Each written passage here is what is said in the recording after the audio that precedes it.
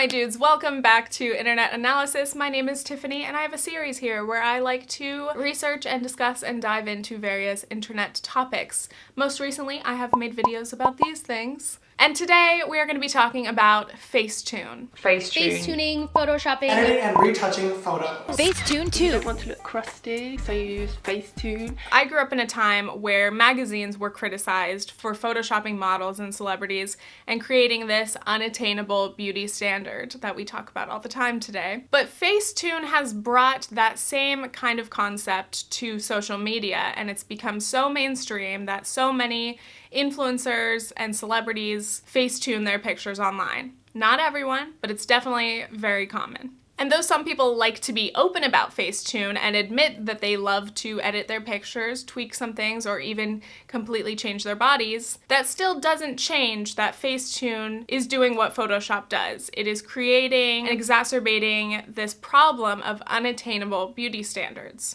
So in this video, I'm going to explore various kind of uses of Facetune and discuss the effects that Facetune and the growth and popularity of it has had on people. Before I dive in, I want to remind you guys that I have a podcast. It's called Previously Gifted. If you would like to hear me talk about other things, you can check it out. Just a little shameless self-promo. We love it. Okay, so these are some of the most common ways that Facetune is used, sometimes in combination, but I'm going to keep them separate for the sake of explanation. Okay, so the first thing would be small, subtle changes. I think this is what Facetune likes to pretend its main purpose is. Can instantly zap away perceived imperfections. And that is things like getting rid of blemishes or temporary imperfections, smoothing out your skin a little bit, making, an oily spot in a picture look a little bit better, less shiny, removing red eye. These are things that don't drastically change your appearance, but they do make a photo look a little bit nicer. The second way that Facetune is often used is to change and distort bodies. This is the one that I have the most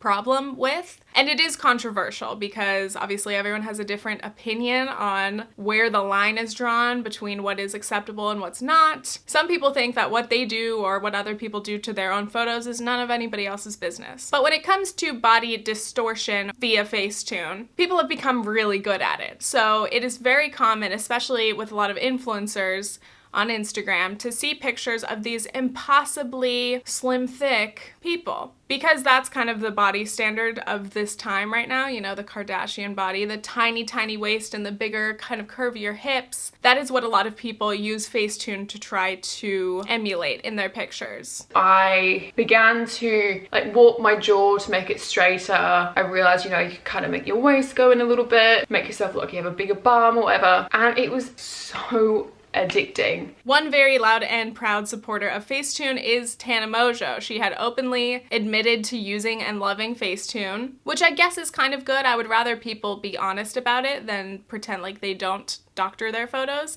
but I still don't think it's the best message to send your audience. So obviously editing body and face on Facetune are the most obvious uses, but there's also makeup editing, which I wasn't really aware of until I started researching for this, but a lot of people don't like when makeup artists, beauty gurus, edit their Instagram pictures or their thumbnails when they're showing off a makeup look, because essentially they're able to make the makeup look better than it actually looks. Okay, so the first thing that we're going to be doing, guys, is just reshaping the whole face. Yeah, just fake it till you make it. It doesn't really matter if you're ugly because we can do fake plastic surgery right on our phones. Paint on some bronzer, paint on my eyeliner. I just wanted to show you how much you can actually change yourself. And so people are wondering, is this a result of talent or is it just Facetune? Or how much of a role is Facetune having in creating this flawless makeup look? So let's get into more of the impacts that Facetune has. I think the biggest problem is when the gap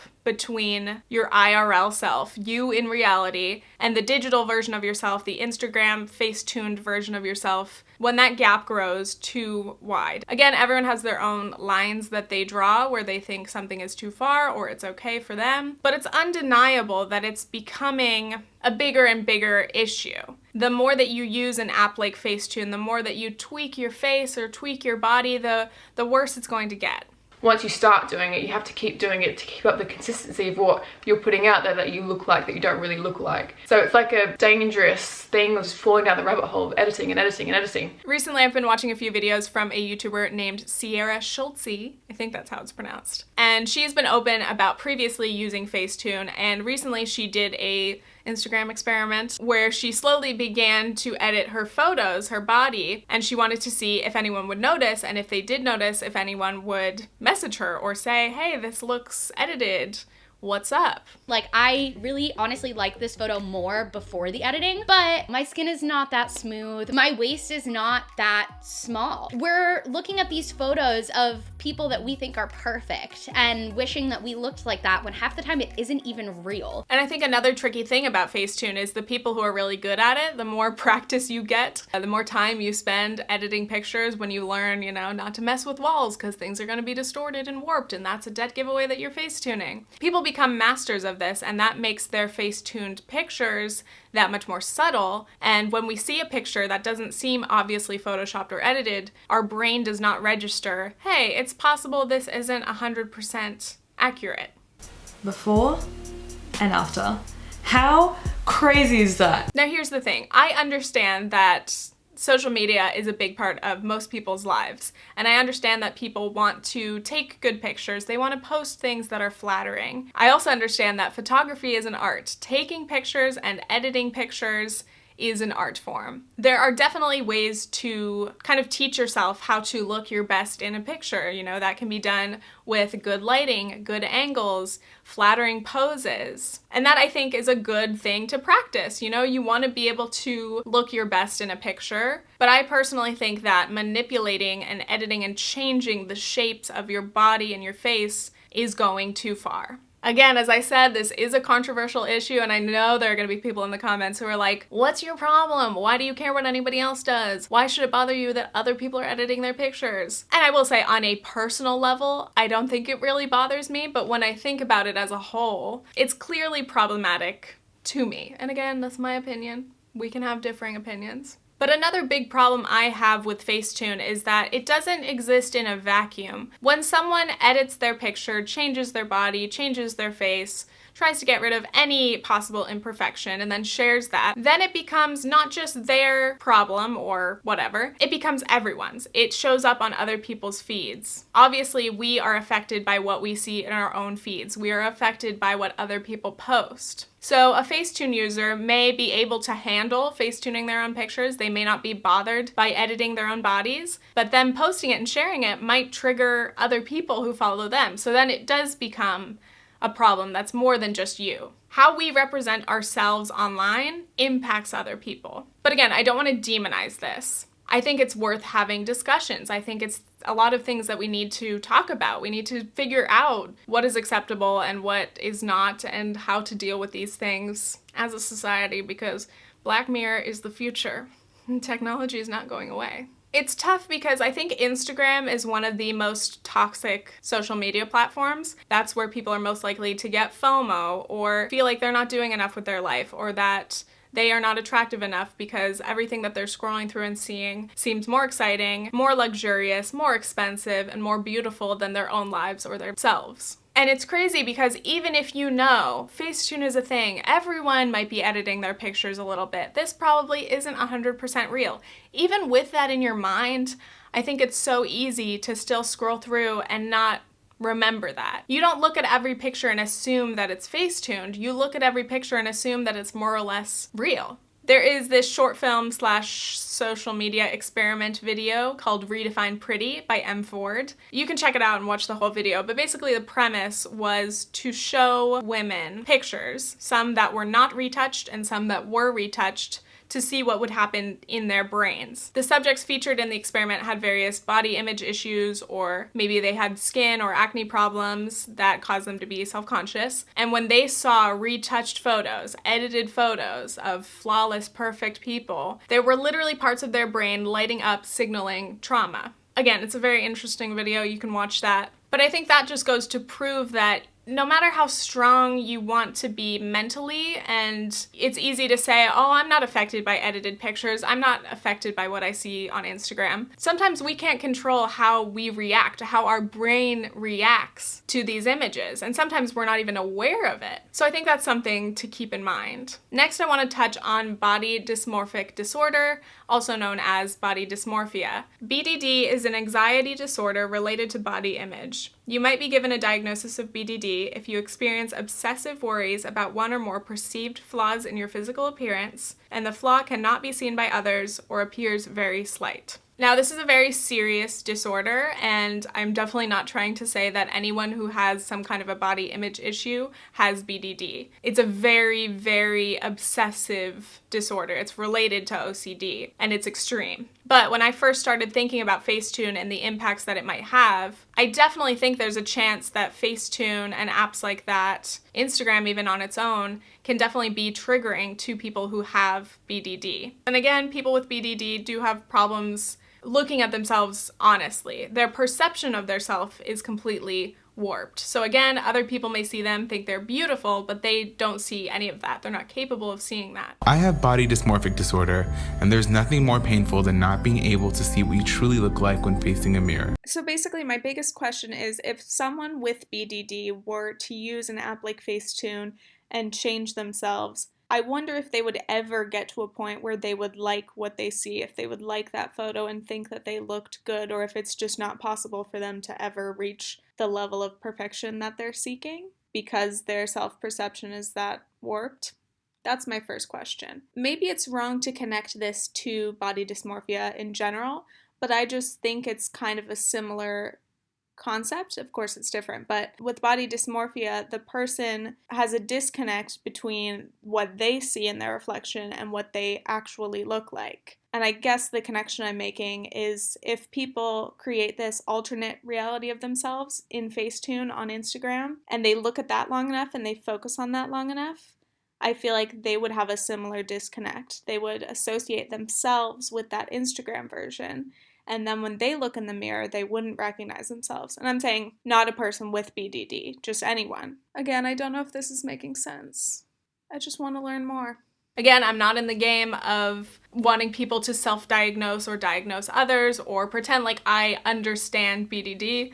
This is just based off of a very small amount of research, so I apologize if any of this is inaccurate. And if you're watching this and you have healthier or more positive associations with Facetune or editing your pictures, please let me know. I would love to hear it. Again, these are based on my own perceptions of this, and just naturally I'm kind of against too much editing, but that's just me. I would love to hear all of your perspectives. I actually want to do an entire series, they may be my next internet analysis videos, about social media's impact on mental health. So I want to talk about filters and how filters also can negatively affect people's perceptions of their faces. The fact that people are getting plastic surgery to look more like their face-tuned or filtered self. Lots of other things, so let me know if you guys would like to see those videos because I'm very down to make them. The last big point I want to make is that I think that Gen Z is being hit the hardest by social media and the negative impacts of social media, and especially things like Facetune, because I'm 23. I did start using social media at a young age. I had a MySpace when I was like 11, and then I got a Facebook sometime in middle school. But Gen Z, who I consider myself a millennial, but honestly, this speaks to me. This is my middle school experience. In my mind, Gen Z is kind of around my younger brother's age. He was born in 2000, and people in his age group are so much more different than even my age group, and we're only 4 years apart, in that they really grew up in the thick of technology. You know, their first phones were probably iPhones. Like, they didn't even have flip phones, dude. Back in my day, it was pretty rare for kids to be allowed to be on MySpace or Facebook at like 12 or 13, but now kids are like 6 years old with Instagrams and Snapchats, and I'm like... Anyway, I'm just saying that their representation of themselves and their peers is different because social media has evolved, and they just happen to get into it when it's at a more advanced and more edited kind of point. I mean, yeah, MySpace pictures were horrible. I just wanna break you down so badly. But we weren't smoothing our skin or changing the shape of our bodies. That was not normalized, and now I think it is. Especially with a lot of the influencers that these kids look up to. I mean, again, Tana Mojo, James Charles always talks about how he uses Facetune. And on one hand, it's good that they're honest, but I don't think that they should encourage their audience that they are not good enough and that they should get in the habit of editing their face just because maybe they think their forehead's too big or their jawline isn't strong enough. It's natural for people to have insecurities, but I just can't imagine what it's like to be a Gen Z teenager or young teenager, preteen, and be struggling with these standards. Bringing it back to magazines set unrealistic expectations for us. We would look at the cover of magazines and go, oh, I wish I could be as skinny as Jennifer Aniston. She's always so skinny. She's the perfect woman and she's 40-something years old. But now it's everywhere, and even your friends, even the people you go to school with can be editing their pictures. And if you don't edit your pictures, you feel like, oh no, now my pictures are gonna look so much worse in comparison. Comparison is always gonna make you feel bad about yourself, but it's been shown that Gen Z is so much more of a digital generation, obviously. But that means that their digital selves are that much more important to them and their own perceptions of themselves and their peers compared to us, even the people who are just a few years older. I hope that made sense. It was kind of an incoherent rambling. Sorry, can't talk. What I think about is if we let Facetune remain this normalized thing and let it even advance further, even the people, the influencers who Facetune themselves cannot live up to their own Instagram version of themselves. You can't even live up to your own beauty standards. It got so bad at one point that I didn't even recognize that it was me. Anyway, this brings me to the end of the video. I think I've talked myself in circles by now. But basically, I think we need to create boundaries. When I'm thinking about having children eventually and how I will want to help them have a healthier relationship with social media, because again, social media is not going anywhere. Technology is not going anywhere. If anything, it's only becoming more and more prevalent. So accepting that it will always exist, I don't think we should accept that we should just let it have free reign and go crazy. I think we as a society have to choose where that line is drawn. Again, this is not to shame anyone who photoshops or facetunes themselves. Everyone has the right to do that. But I don't think that facetuning a picture will ever heal the problems that you have, the body image issues that you have. It's never going to make you feel better about yourself, your physical real self. It's just going to make you like a picture more and then present this unattainable version of yourself. I think the more and more you do that, the more you will hate who you see in the mirror, which is a problem. Facetune seems to be a very temporary solution. It's kind of like it gives you a little bit of a high to make a picture perfect. And that feels nice when the likes start rolling in.